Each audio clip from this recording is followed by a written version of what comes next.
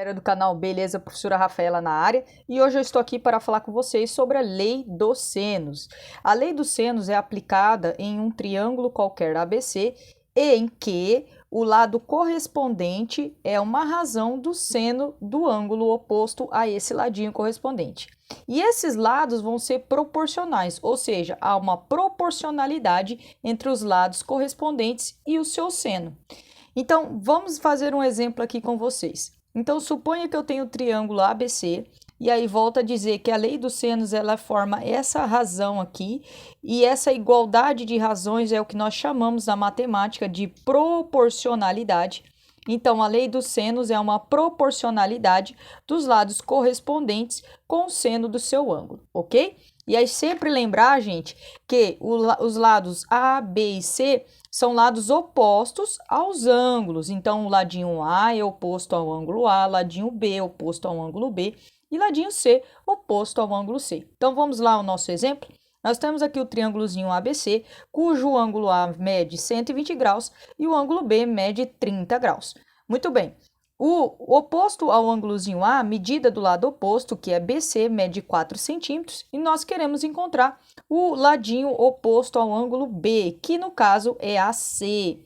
Então, o que nós queremos encontrar é o AC, que aqui está representado pela letra X. Ok, turma? Então, vamos lá, vamos começar a montar essa razão e essa igualdade que é a proporção.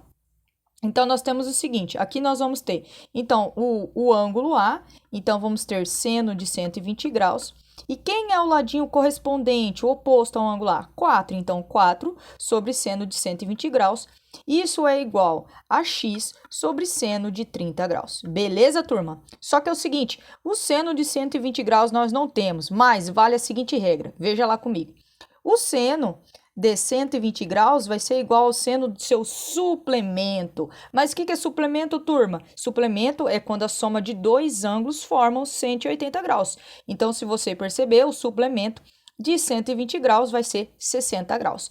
E nós sabemos que o seno de 60 graus é igual a raiz de 3 sobre 2. Logo, o seno de 120 também é igual a raiz de 3 sobre 2. Beleza, turma? Então, não se esqueça disso daí. Voltando à nossa razão, à nossa proporção aqui, nós vamos ter o seguinte, 4 sobre, aí você calcula o valor deste seno, que é raiz de 3 sobre 2, como já havia dito, isso vai ser igual a x sobre o seno de 30 graus. E aí, olhando na tabelinha dos ângulos notáveis, que nós também temos aqui neste canal, você vai ver que o seno de 30 graus é igual a 1 sobre 2. Valeu, turma? Então, aqui é um cálculo simples, você pode cortar esse denominador e multiplicar cruzado. Então, nós vamos ter aqui x vezes raiz de 3, isso vai ser igual a 4.